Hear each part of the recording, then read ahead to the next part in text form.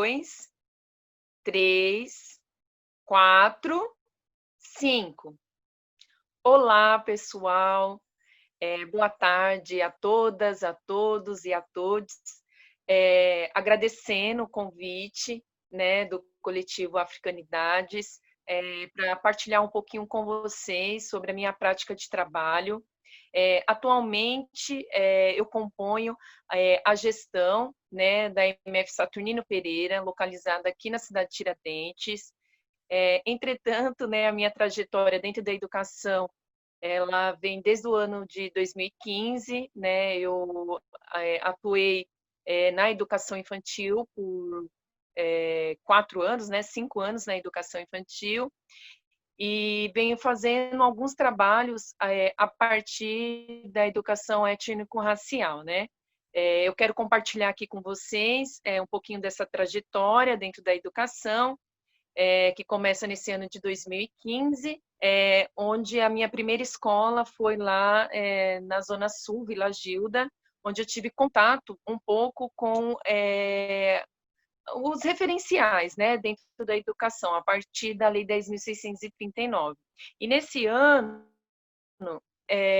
como um dos disparadores dentro do PPP da unidade era a relação étnico-racial, eu me vi, né, tendo que construir algumas práticas, né, dentro dessa perspectiva, com as crianças ali de 4, 5 anos, e esse momento foi um momento muito importante, né, para mim, na minha prática enquanto educadora. Nesse primeiro ano, também eu tive a oportunidade de desenvolver alguns projetos, né.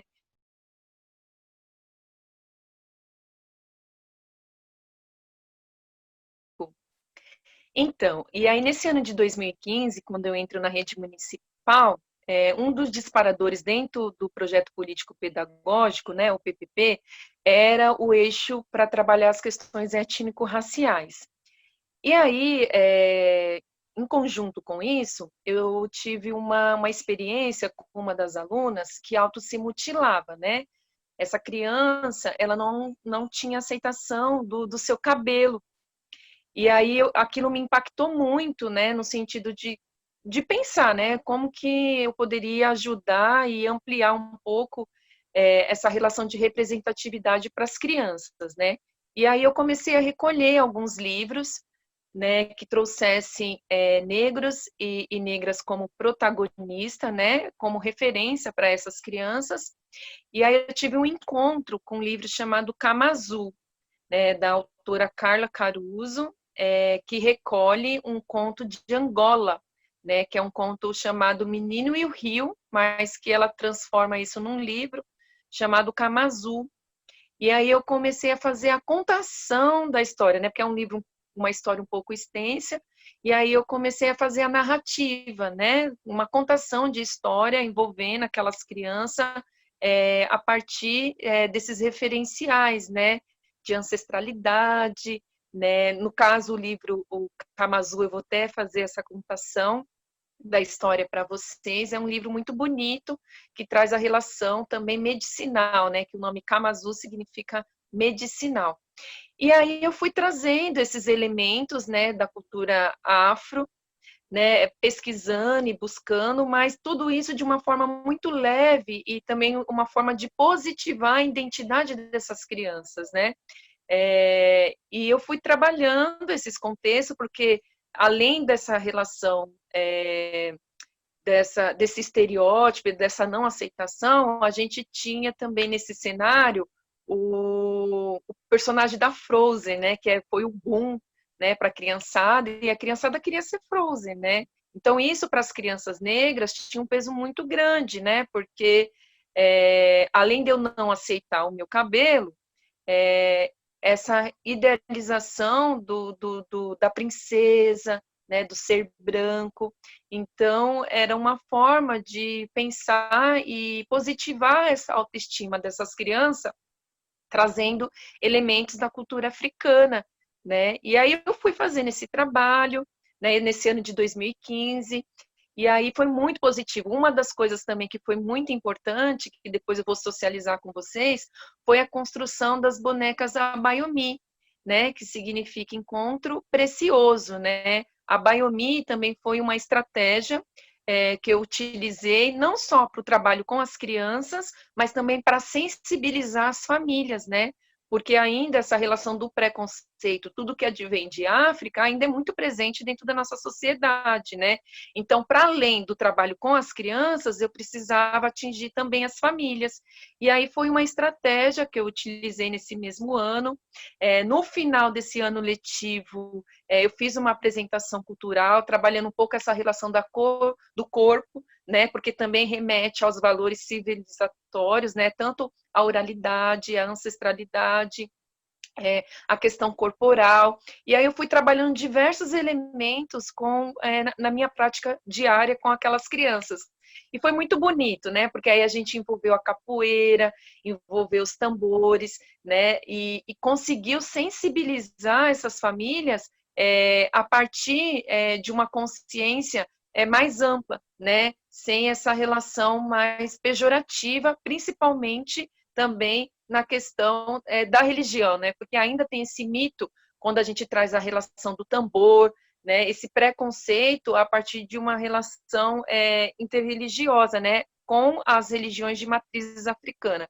Então foi um trabalho muito bonito realizado em 2015 lá na Zona Sul, e aí eu me removo para o território onde eu moro, que é a cidade de Tiradentes, que a gente destaca aqui que 80% da população são negros e pardos, né? Então a gente tem uma composição aqui de moradores, né? Com essa presença, né? Porém, dentro do espaço escolar ainda a gente tem muito tabu, né? Eu achando, por ser morador e por ter essa presença negra dentro do território, seria mais fácil, mas não. Eu tive muitos entraves, foi um trabalho muito árduo também a partir de 2016, e aí eu achei necessário trazer isso de uma forma enquanto projeto, né?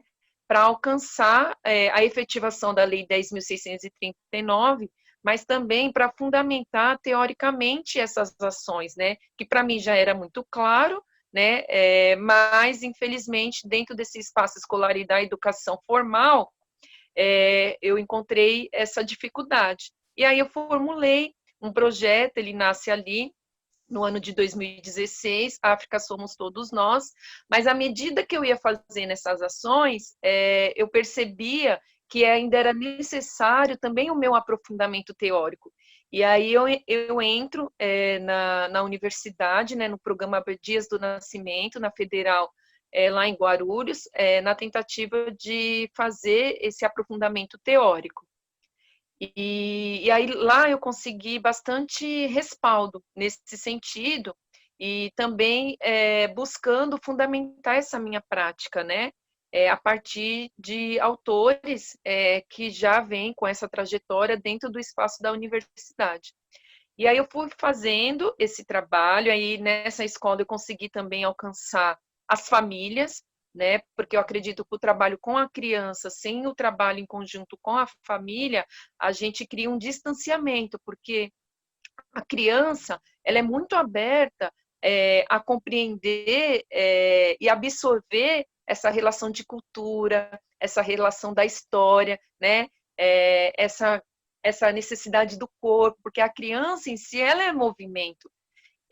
Mas eu acho que a família ela tem que estar junto e compreendendo que trabalho é esse, né? E aí também foi uma outra estratégia que eu utilizei, né? Agora já num outro espaço escolar, que foi a oficina, né, de Abayomi, não só com os pais, né, numa reunião de pais que eu trouxe essa simbologia, mas também para afetar e sensibilizar o grupo de professores, porque eu também percebia que dentro desse espaço tinha uma grande resistência, ou o que acontecia?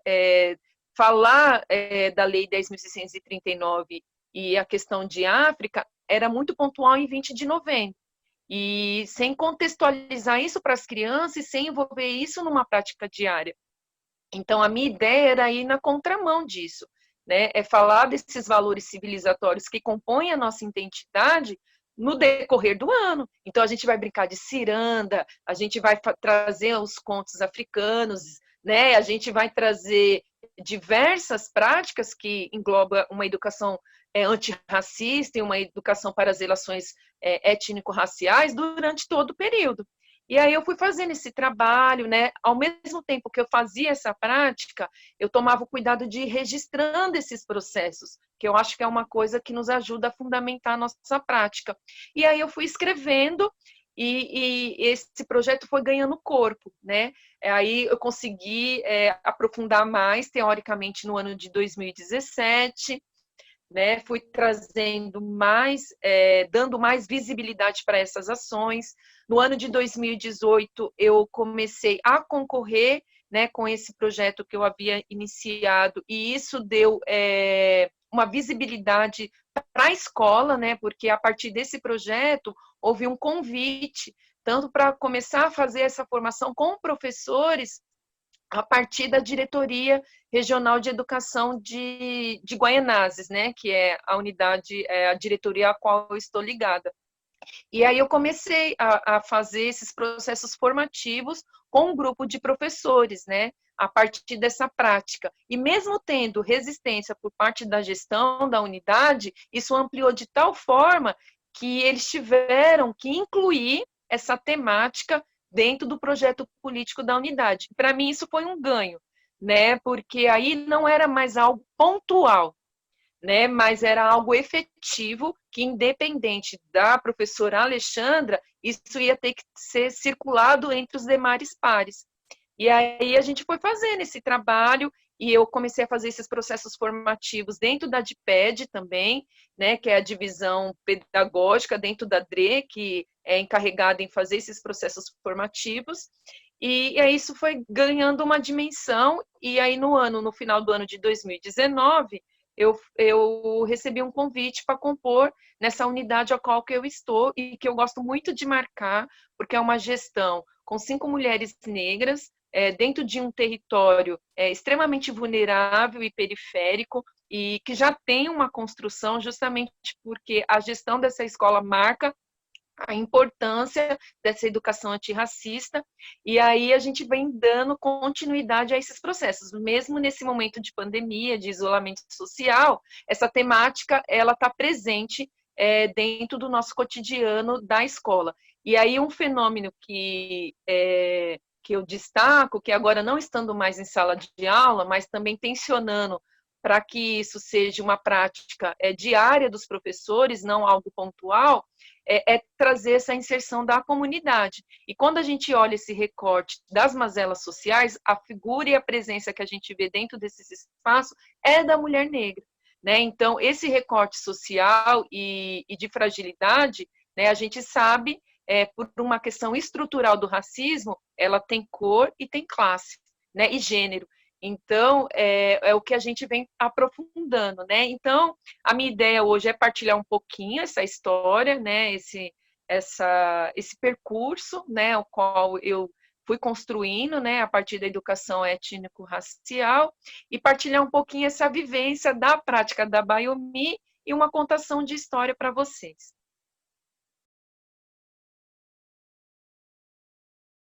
2, 3, 4, 5. Então é isso, pessoal. É um pouco da minha trajetória, né? O tempo também é mais curto, né? E para a gente falar todos esses processos que aconteceu, mas eu quero agradecer, né, a escuta de vocês e o interesse por essa temática que é tão rico e tão importante para nós enquanto educadores, e me despedir agora, deixar um abraço aí, né, e falar que no outro bloco eu vou mostrar um pouco desses livros, né, que eu escolhi para fazer esses processos com as crianças, e também vou fazer uma contação de história e deixar uma atividade aí para vocês fazerem também, tá bom? Então, até logo, até o próximo bloco.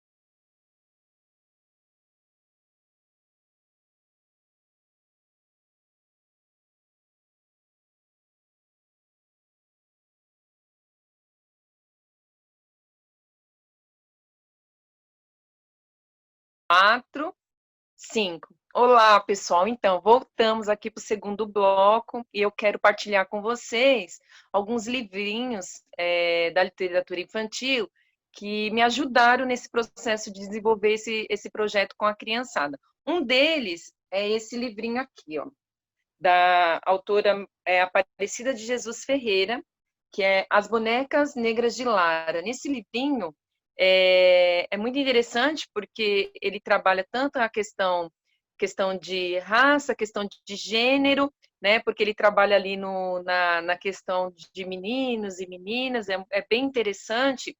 E aqui, na descrição do livrinho, tem uma parte que a Lara traz essa tradição oral, vinda da avó, na construção da Baiomi, né, dessa bonequinha preta, né, que vai ser uma das tarefas aí para vocês.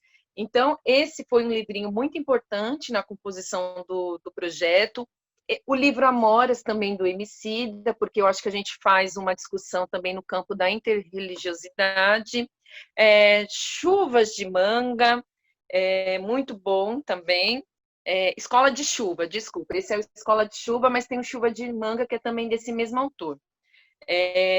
Gosto de África, porque o que acontecia que acho que é interessante para as crianças pequenas. Às vezes a gente não consegue ter o livro como o suporte, né? Porque eu acho que essa interação com a criança, do olho no olho, é muito importante para eles terem a atenção. Então, eu sempre dou uma dica: ao ler a história, traga a atenção para a criança através de uma cantiga, de uma música, de uma brincadeira, e após essa atenção está voltada a você, você desenvolve a história com o aporte do livro ou só na narrativa mesmo, porque às vezes a gente tem que fazer essa transformação da história escrita para a história oral, que é uma prática muito positiva para as crianças.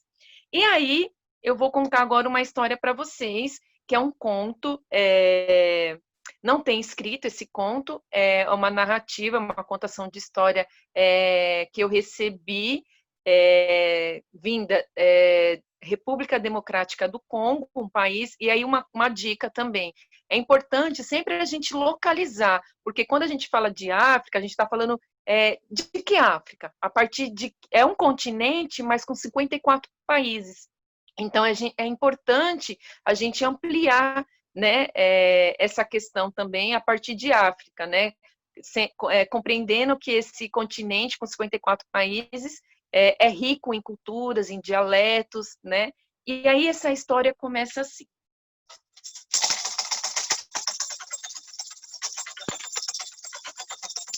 Era uma vez um rei dentro de uma floresta, sabe aquelas florestas? Uema, uema. Um rei muito respeitado por todos aqueles animais. Era um rei que conversava com seu povo, ia ao encontro deles, conversava, procurava saber quais eram as necessidades, o que eles necessitavam, e estava ali muito presente. E todos naquele lugar gostavam muito daquele rei. Ele era um rei que todos respeitavam. Era um leão, mas um leão muito aberto ao diálogo, muito aberto a ouvir aqueles animais daquela floresta. Mas certo dia, aquele rei, ele ficou muito doentinho, porque ele já era meio velhinho, e faleceu. E a bicharada ficou em pânico, perguntando: e agora? Quem será que vai substituir o nosso rei? Os animais começaram a fazer aquela conversa, e decidiram que deveria chamar outra dinastia de animais. Decidiram chamar o leopardo.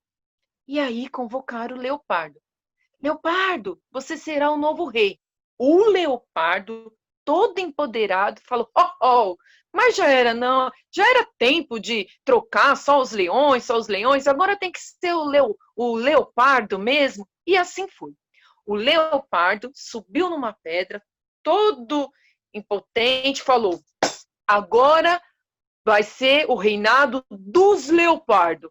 Ho, ho! O pessoal achou aquela postura meio estranha, né? Porque eles estavam acostumados com um rei mais simples, mais humilde, mas entenderam, né? Que cada um é de uma forma. O rei Leopardo foi para o seu rei, se trancou lá por 3 dias, pensando: ah, agora, nesse meu reinado, terá que ser algo impactante, algo diferente, porque esse reinado não vai passar assim batido. E ele ficou ali 3 dias confabulando o que ele poderia fazer para marcar aquele reinado.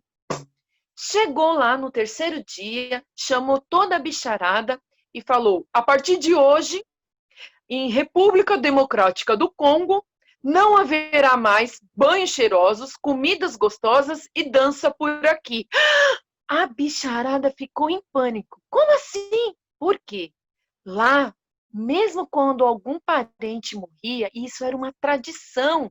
Eles festejavam, porque aquele povo ali era muito feliz e eles não encaravam a morte como algo ruim. E o pessoal ficou muito bravo. Como assim? Como ele quer mexer na nossa tradição? Mas o rei Leopardo foi enfático. Falou: a partir de hoje, nada de banhos cheirosos, nada de dança, comida, não, não, não, não. E o pessoal ficou muito bravo, muito triste. Entre aquela bicharada, teve um animal, o antílope, que não aceitou aquilo de jeito nenhum e falou assim: não, alguma coisa vai ter que ser feita. E ele fugiu ali daquele povoado e a bicharada começou a se dispersar. Triste, mas aceitaram a condição daquele novo rei. E aí passou, né? Porque o tempo passa, passou o tempo e aí ficamos sabendo de uma notícia. Sabe quem havia morrido? A mãe do rei Leopardo. A mãe do rei Leopardo havia morrido e ele soube da notícia. Mamãe morreu? Como assim mamãe morreu? Aí ele ficou extremamente pensativo. E aí falou: pessoal, venham até aqui buscar água e que a gente vai fazer um banho. Ele caiu na real que ele mesmo tinha dito que a partir daquele momento, quando ele assumiu o reino, não haveria mais banhos, comidas, festa para todo mundo. E aí ele ficou muito pensativo, mas decidiu: não, não, não, não, não. Eu sou o rei, eu posso.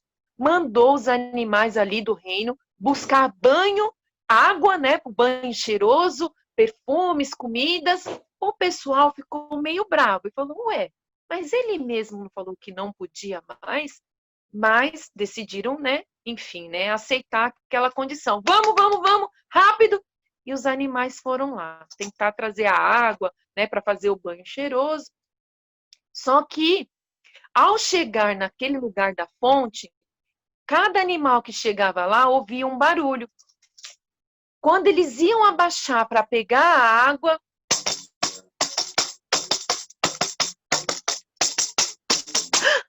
aquele barulho de tambor, de pandeiro.